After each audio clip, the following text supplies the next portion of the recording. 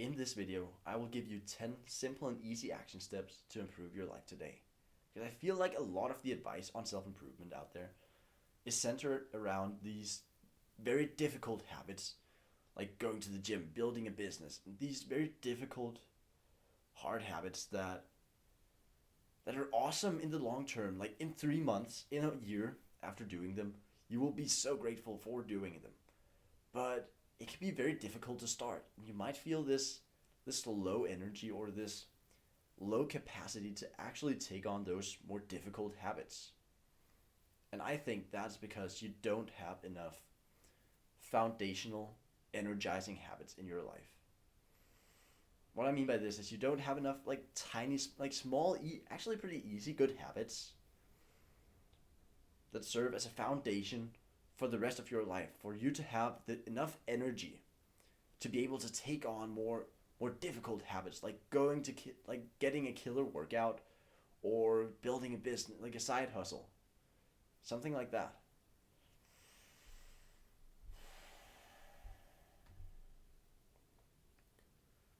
2 years ago, okay, I'm going to tell you a story about how why am I talking about this? Why do I have the authority to try to give advice? Why do I care about this? So 2 years ago at my boarding school, I was on the gymnastics team, meaning we did like jumped on trampolines and stuff. And it was just after the spring. No, no, no, no. It was just after the Christmas holidays, and we just come back to the school. And just to warm us up, the teachers thought it'd be cool to do like a challenge to see like to set up a bunch of boxes on top of each other and have us jump on the trampoline and jump over them to like I don't know, teach us to jump higher to jump higher. Somehow, against my will, I ended up being front of the line, and I saw the other guy starting to run, and I thought, so, okay, I just ran. No, no, I run, then I jump, I hit the trampoline, and I jump right out, and I jump over the wall, but it was just barely enough. I thought, okay, that was pretty much the extent of what I could do the first jump. And feeling pretty ashamed because everybody else seemed to have such an easy time with this. Just looking around like, how is nobody else like worried about this? How is nobody else scared? How is nobody else challenged with this? So I get to the front of the line again. Everybody's jumped. The teachers, they raised the bar another like half meter, and I know for a fact that I cannot make that jump.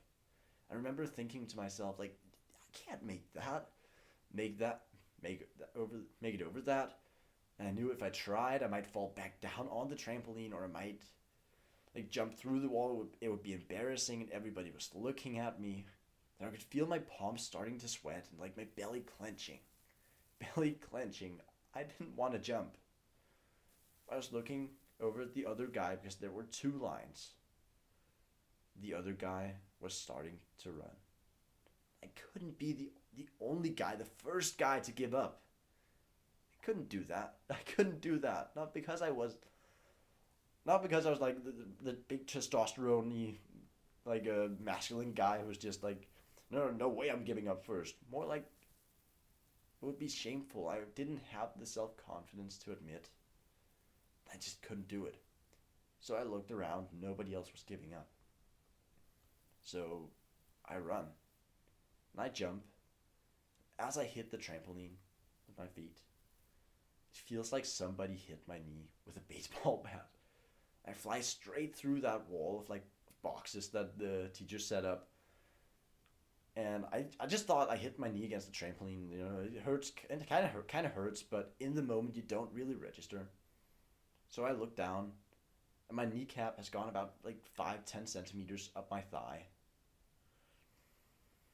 It's not a pretty sight, but I broke my knee that day, and the next 2 weeks were probably the lowest period of my life, where I couldn't even walk. I couldn't. It was like a rush every 2 hours to go to the bathroom with like the like what are they called, like the thingies, the walking sticks. I don't remember. You probably know what I'm talking about though. It was like a rush to get there every time. Every time it was such a challenge to do everything. And eventually I got into rehab, building up my the muscles in my leg again. And that is actually how I got into the gym. In the gym, I met my first gym bro, Lucas, and he taught me how to do bench press and how to do drop sets and how to do progressive overload. Before I knew it, I was out of boarding school with all this knowledge on the gym, and I found this guy called Hamza. And I got onto self improvement. I started doing meditation and cold exposure and really focusing on the gym and building a side hustle. This is what it is. This is me trying to give something back, trying to give value in some way.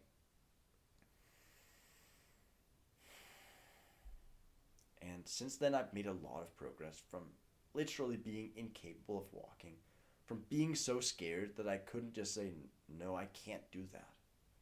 Can't do that. Literally being so unwilling to do that that I broke my knee over it. To now today being so much more confident and powerful and having gained 10 to 15, like 10, 15, I'm not sure, but somewhere in that range of just lean muscle mass and being so much more confident and being so much more comfortable just being me. That's my story. Okay, and I have 10 action steps for you that are basically 10 small habits that are pretty easy to implement, but they have all helped me gain a bit more energy to be able to tackle more difficult stuff. And please do me a favor and watch all the 10 pieces of advice.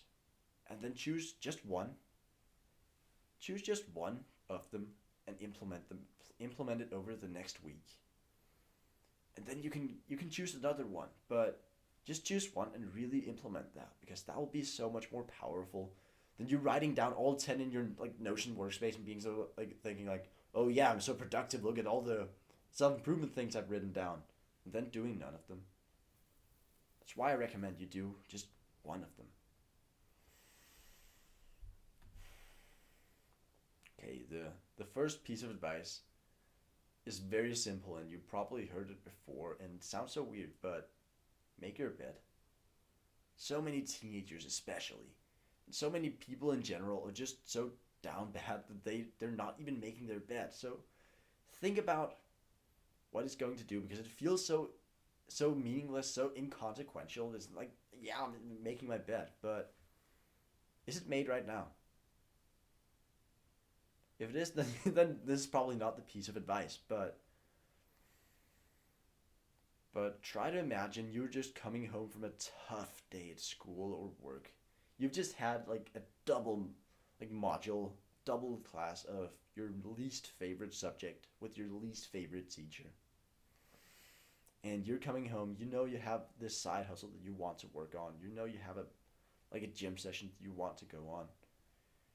Go into your room to drop off your bag and your stuff. And your bed is not even made. Like there's stuff all over the floor. Your bed is not even made. It's a mess inside your room. This is where you're supposed to be getting work done. Now try to imagine the opposite happening. You open the door. Oh, you open the door and it's just neat. There's nothing on the floor. Everything is in the right place. Your bed is made. You feel so much more. You feel like that can almost make your day a little bit better. You may have had an awful day, but at least you're returning home to a bed that's made in a room that's clean. That is the point of making your bed. Okay, the second one is breath work, and this one is really something that's not really talked about that much, but most of us have actually become idiots at breathing. At breathing, you can you can think about most people that are literally breathing like this, like shallow breathing through their mouth. First off, you're supposed to be breathing through your nose for most of the time, and then using your mouth as kind of your emergency system for whenever you have to actually perform. The reason why I'm saying this is you will never actually see an elite runner nose breathing when he's running. So don't try to like be a nose breather all the time, but use it when you're on. Use it just as your default. That's so much better for your health and stuff. And I'm really messing up the breathing in terms of this video right now, but yeah, basically breath work is just 10 minutes of you focusing on your breath and like almost kind of hyperventilating. And I'm using my mouth to do breath work. So basically, it looks like this.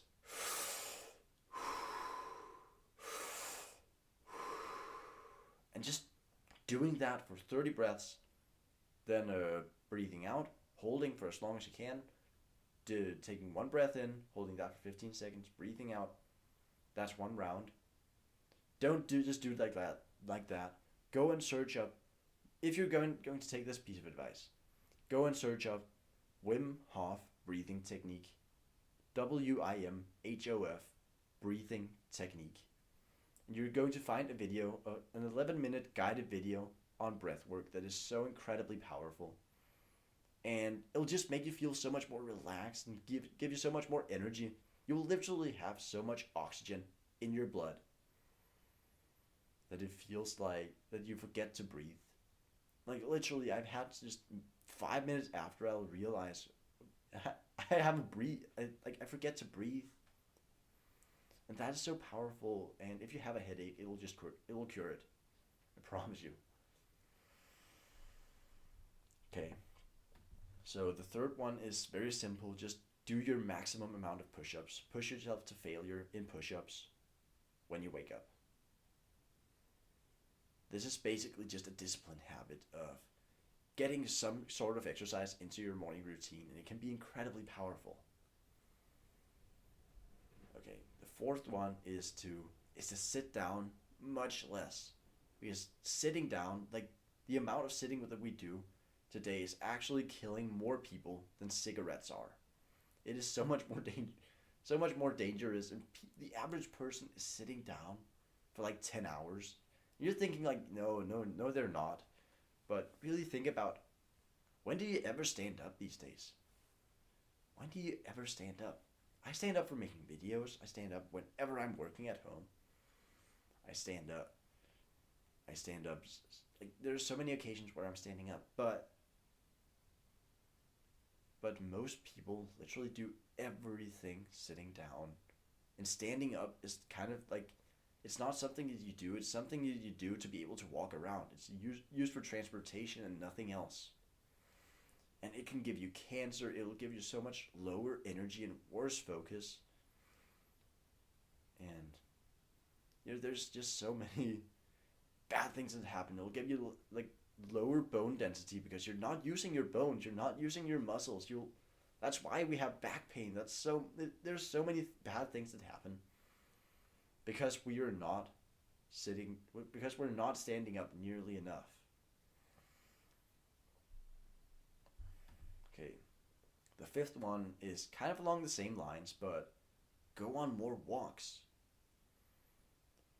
Literally, so many people are not seeing the sun. They're not going outside, and I'm not very good at this, but I do walk. Like I do go for a few walks like throughout the weeks, and it's such an incredible thing for helping energize you, and it's absolutely where you do the best thinking that you will ever do. It is where you do the absolute best thinking because your blood is flowing because you're moving around, so your brain is getting the right amount of oxygen, and so you're actually so much better off thinking, and like negative thoughts are going to be so much less prevalent because negative thoughts are actually an unhealthy thing if it's literally just unprovoked. If somebody like goes up and says, "Oh, you're ugly," or like a better insult than that. But if somebody goes up, that was a bad example, but if you have a negative experience, then it does make sense to have negative thoughts. But people's brains are starting to like malfunction from not being used and being treated like being fed absolute shit, and it's starting to actually malfunction to the point of just serving you negative thoughts when wherever you are. And walks can really help you with that.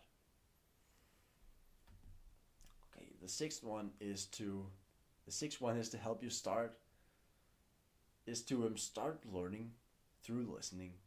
For so long, I thought that audiobooks and podcasts were cheating, or like weren't as effective as books for some reason. But I listened to a podcast with Cliff Weitzman, who's the CEO and founder of Speechify, and he's listening to so many audiobooks and so many podcasts, and he's speechifying stuff, which basically it's like his app, which is used to basically give you more. Okay, sorry. It's his app, which is basically it basically translates text into speech, and it has like Snoop Dogg's and Mr. Beast's voice. And I'm not paid to do this, but yeah, my point was that listening is so powerful because you can literally do it anytime. Like whenever I'm making lunch, because I've made it 1,000 times before, I'll just plop in plop in a podcast and I'll listen to The Diary of CEO or Deep Dive with Ali Abdaal.